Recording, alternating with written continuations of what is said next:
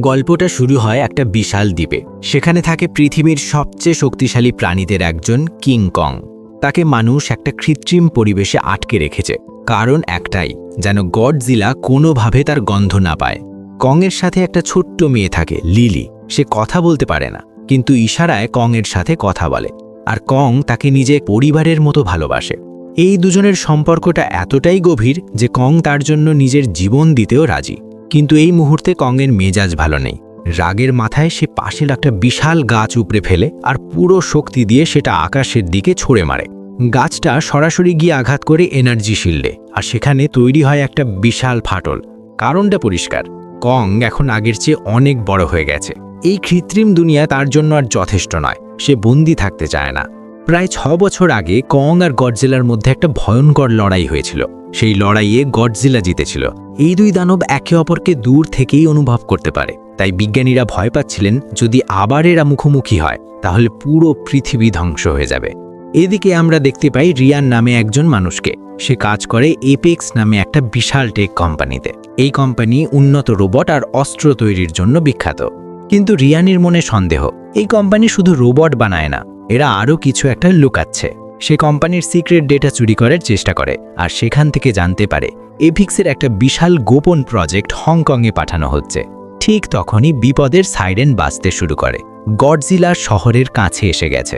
কিছুক্ষণের মধ্যে সমুদ্রের পানি চিরে গডজিলা বেরিয়ে আসে, বিশাল, ভয়ঙ্কর, রাগান্বিত। হেলিকপ্টার থেকে তার উপর আক্রমণ শুরু হয়, কিন্তু গডজিলার গায়ে মিসাইলের কোনো প্রভাবই পড়ে না। সে যা পায় তাই ধ্বংস করতে থাকে। সবাই অবাক হয়ে যায়, গডজিলা তো সবসময় মানুষের রক্ষক ছিল, তাহলে আজ সে কেন সবকিছু ভাঙছে? গডজিলা রাগের মাথায় তার নিউক্লিয়ার শক্তি ব্যবহার করে ইপেক্স কোম্পানির পুরো ভবন মাত্র কয়েক সেকেন্ডে পুড়িয়ে ছাই করে দেয়। এই খবর সারা বিশ্বে ছড়িয়ে পড়ে। এই খবর দেখছিল সারা নামের একটি মেয়ে। সে বিশ্বাস করে না যে গডজিলা এমনি আক্রমণ করেছে। নিশ্চয়ই এর পেছনে এপেক্স কোম্পানির হাত আছে। সে তার বাবার কাছে যায়, বোঝানোর চেষ্টা করে, কিন্তু তার বাবা বলেন এই টাইটানরাও মানুষের মতো, যে কোনো সময় বেপরোয়া হয়ে যেতে পারে। গডজিলা এখন আর নায়ক নয়, সে এখন শত্রু। এটা শুনে সারা মন খারাপ করে চলে যায়। সে একটি অনলাইন পডকাস্ট শুনতে শুরু করে, যেখানে গডজিলা আর এপেক্স নিয়ে অনেক চাঞ্চল্যকর তথ্য বেরোচ্ছে। সেটা শুনেই সে সিদ্ধান্ত নেয় সে রিয়ানকে খুঁজে বের করবে। অন্যদিকে এপেক্সের মালিক ভিক্টর গিয়ে দেখা করেন বিখ্যাত বিজ্ঞানী ডক্টর মার্টিনের সাথে। ভিক্টর তাকে বলেন তাদের হলো আর্থ তত্ত্ব সত্যি প্রমাণিত হয়েছে। মার্টিন এর আগে একটি বই লিখেছিলেন যেখানে দাবি করা হয়েছিল আমাদের পৃথিবীর ভেতরে আরেকটা লুকানো জগৎ আছে, যেখান থেকেই দানবরা তাদের আসল শক্তি পায়। ভিক্টর প্রলোভন দেন, যদি সেখানে পৌঁছানো যায় তাহলে এমন একটি শক্তি পাওয়া যাবে যা দিয়ে গডজিলাকে চিরতরে থামানো সম্ভব।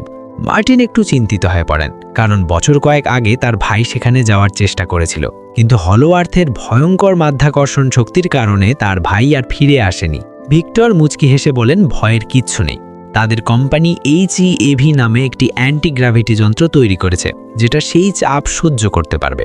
মার্টিন বলেন প্রতিটি টাইটানের ভেতরে একটি প্রাকৃতিক ক্ষমতা আছে নিজের আসল বাড়ি খুঁজে নেওয়ার, তাই হলো আর্থে পৌঁছতে হলে কংয়ের সাহায্য লাগবেই।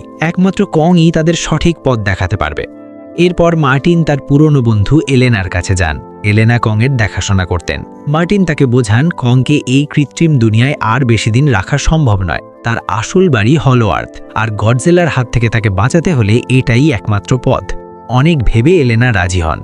এরপর শুরু হয় বিশাল অভিযান।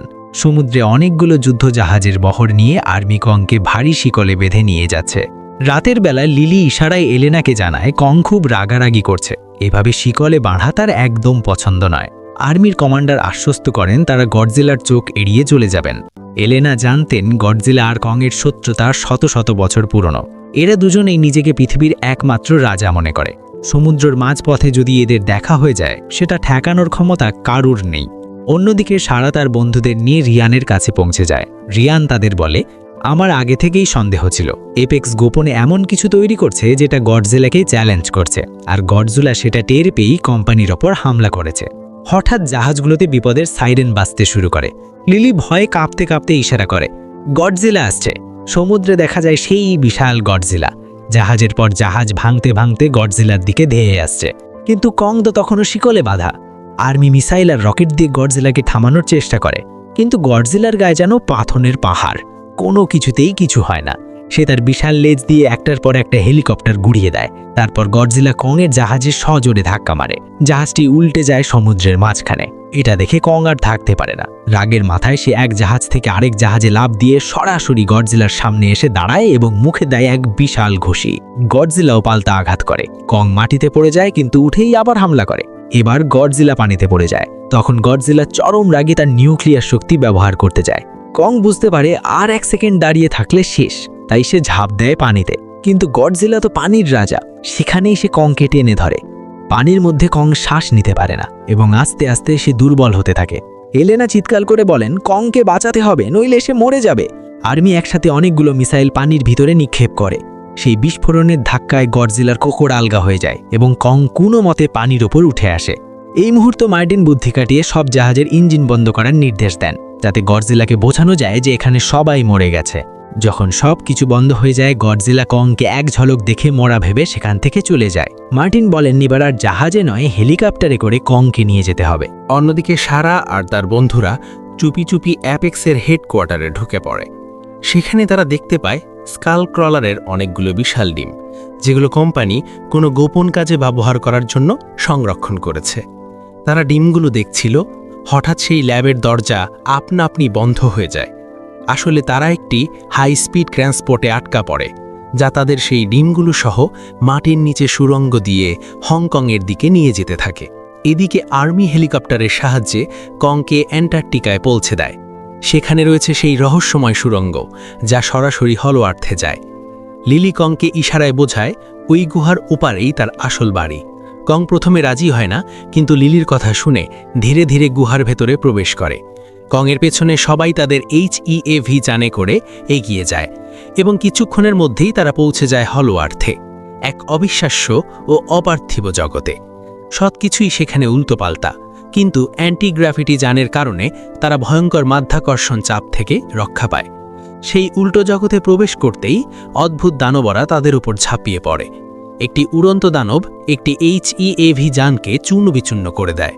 আরেকটি দানব লিলির উপর আক্রমণ করতে গেলে কং পেছন থেকে এসে তাকে মাটিতে আছাড় মেরে নিষ্ঠুরভাবে শেষ করে দেয়। এরপর কং তার আসল বাড়ির খোঁজে দৌড়াতে থাকে এবং বাকি সবাই তাকে অনুসরণ করে। হলো আর্থের দুনিয়া অপার্থিব সৌন্দর্যে ভরপুর। একটি বিশাল পাহাড়ের ভেতরে লুকিয়ে আছে সেই আসল শক্তির উৎস। কং সেই পাহাড়ের কাছে এসে বিশাল দরজা খুলে ভেতরে প্রবেশ করে এবং সেখানে একটি অস্ত্র খুঁজে পায়, একটি কুঠার, যা সাধারণ কোনো অস্ত্র নয়। এটি তৈরি হয়েছে গডজিলার মতো টাইটানের পিঠের কাটা দিয়ে। কং সেই কুঠার হাতে নিয়ে সিংহাসনে রাজার মতো বসে। এদিকে গডজিলা হংকংয়ে পৌঁছে যায় এবং শহরের মানুষ প্রাণ ভয়ে ছোটাছুটি শুরু করে। কং সেই জাদুর শক্তির উৎসে কুঠারটি স্থাপন করলে তার নীল আলোয় জ্বলে ওঠে এবং আগের চেয়ে বহুগুণ শক্তিশালী হয়ে যায়। তখন গডজিলা মাটির নিচে কিছু একটা অনুভব করে এবং রাগের মাথায় তার নিউক্লিয়ার শক্তি সরাসরি মাটিতে নিক্ষেপ করে, যা হাজার হাজার মাইল নিচে গিয়ে কংয়ের কাছে পৌঁছে যায়। এই সুযোগে কোম্পানির কর্মকর্তা মায়া সেই শক্তির ডেটা তার কোম্পানিতে পাঠিয়ে যান। এলেনা তাকে থামানোর চেষ্টা করলেও মায়া শোনেন না। গডজিলার শক্তি সেখানে এসে পড়লে সবকিছু তছনছ হয়ে যায়। মায়া পালাতে চেষ্টা করলে কং তাকে দেখে ফেলে এবং তার দাড়ি হাত দিয়ে চেপে ধরে বিস্ফোরণ ঘটায়। এরপর কং তার জাদুর কুঠার তুলে নিয়ে সেই সুড়ঙ্গ দিয়ে লাফিয়ে সরাসরি হংকংয়ের মাটিতে অবতরণ করে, যেখানে গডজিলা তার জন্য অপেক্ষা করছিল। কং রাগের সাথে গডজিলার উপর কুঠার দিয়ে প্রচণ্ড আঘাত করে এবং গডজিলা জখম হয়ে পড়ে। গডজিলা বারবার নিউক্লিয়ার শক্তিতে আক্রমণ করলেও কং বুদ্ধিমত্তার সাথে প্রতিবারই বেঁচে যায়। দুজনের মধ্যে ভয়াবহ লড়াই শুরু হয়, কিন্তু শেষমেশ গডজিলা শক্তিশালী হয়ে কংকে ভয়ঙ্করভাবে আহত করে মাটিতে ফেলে দেয়। তার বুকে পা রেখে মুখের সামনে বিকট গর্জন করে এবং তারপর সেখান থেকে চলে যায়। অন্যদিকে ভিক্টর সেই কাঙ্ক্ষিত এনার্জি পেয়ে যান এবং তা মেকা গডজিলায় সঞ্চার করা হয়। মেকা গডজিলা জেগে ওঠে, কিন্তু সক্রিয় হওয়ার সাথে সাথেই বেপরোয়া হয়ে ওঠে এবং সব নিয়ন্ত্রণ নিজের হাতে নিয়ে নেয়। সবার আগে সে কোম্পানির মালিক ভিক্টরকেই হত্যা করে এবং তারপর পুরো সিস্টেম ধ্বংস করে বাইরে বেরিয়ে পড়ে। গডজিলা মেকা গডজিলাকে দেখেই চিনতে পারে যে এটাই তার আসল শত্রু এবং সে তার দিকে ছুটে যায়। দুজনের মধ্যে ভয়ঙ্কর লড়াই শুরু হয়, কিন্তু মেকা গডজিলার মিসাইল ও লেজার বিমের সামনে গডজিলাও পেরে ওঠে না। মেকা গডজিলা তাকে মাটিতে আছাড় মেরে ফেলে। সারা ও রিয়ান মেকা গডজিলাকে থামানোর চেষ্টা করলেও সিস্টেম হ্যাং হয়ে থাকে। এদিকে কংয়ের অবস্থা ভয়াবহ, সে শেষ নিঃশ্বাস গুনছিল। লিলি কংয়ের বুকে হাত রেখে টের পায় যে তার হৃদস্পন্দন বন্ধ হয়ে আসছে। মার্টিন বুঝতে পারেন কংকে বাঁচাতে হলে এখনই তার হৃদয়ে বিশাল ইলেকট্রিক শক দিতে হবে। তিনি তার HEAV যান নিয়ে কংয়ের বুকের উপর ছুটে গিয়ে বিস্ফোরণ ঘটান, যার ফলে কংয়ের বন্ধ হয়ে যাওয়ার হৃদস্পন্দন আবার শুরু হয়। লিলি কংয়ের কানের কাছে গিয়ে ইশারায় জানায় যে গডজিলা তার শত্রু নয়, বরং বন্ধু, এবং এই মুহূর্তে তার সাহায্য প্রয়োজন। কং উঠে দাঁড়ায়, রাগে গর্জন করে এবং গডজিলাকে বাঁচাতে ছুটে যায়। মেকা গডজিলা তার লেজার দিয়ে গডজিলাকে শেষ করতে যাচ্ছিল, ঠিক সেই সময় কং এসে তাকে আড়াল করে। গডজিলা বুঝতে পারে যে এই শত্রুকে পরাজিত করতে হলে তাদের একসাথে লড়তে হবে। তবে মেকা গডজিলা এতটাই শক্তিশালী যে সে একাই দুজনকে পরাজিত করার চেষ্টা করে। কংয়ের চোখ কুঠারের ওপর পড়ে, কিন্তু তখন সেটিতে আর শক্তি অবশিষ্ট ছিল না। তবুও কং কুঠার হাতে নিয়ে মেকা গডজিলার দিকে ছুটে যায়। মেকা গডজিলা তাকে আক্রমণ করতে শুরু করলে কং তার ল্যাজ শক্ত করে আটকে রাখে। এই সময় সারার বন্ধু জ্যাক একটি বুদ্ধি বের করে। সে রিয়ানের মদের বোতল মেইন কন্ট্রোলে ঢেলে দেয়, ফলে সিস্টেম ফেইল হয়ে মেকা গডজিলা কিছুক্ষণের জন্য নিষ্ক্রিয় হয়ে যায়। এই সুযোগে গডজিলা নিউক্লিয়ার শক্তি দিয়ে কংয়ের কুঠারকে চার্জ করে দেয়। কং সেই কুঠার নিয়ে মেকা গডজিলার উপর ঝাঁপিয়ে পড়ে, এক কোপে তার হাত কেটে ফেলে এবং পরপর আঘাতে তাকে টুকরো টুকরো করে দেয়। শেষে তার মাথা উপরে তুলে জয়ের গর্জন করে। মেকা গডজিলা ধ্বংস হওয়ার পর হংকং আবার শান্ত হয়ে যায়। গডজিলা পুনরায় কংয়ের সামনে আসে এবং কং তার কুঠার তুলে দাঁড়ায়। তবে তারা বুঝতে পারে যে একসাথে লড়েই তারা একটি বড় শত্রুকে পরাজিত করেছে। পুরনো শত্রুতা ভুলে গডজিলা সমুদ্রে ফিরে যায় এবং কং তার আসল বাড়ি হলো আর্থে ফিরে যায়, যেখানে লিলিও তার পাশে থেকে যায়। আর গল্পটাও এখানেই শেষ হয়ে যায়। বন্ধুরা, এরকম আরও আকর্ষণীয় গল্প দেখতে আমাদের সিনে গল্প হরর পেজটা ফলো দিয়ে সাথেই থাকুন। ধন্যবাদ সবাইকে। দেখা হচ্ছে পরবর্তী নতুন কোনো ভিডিওতে।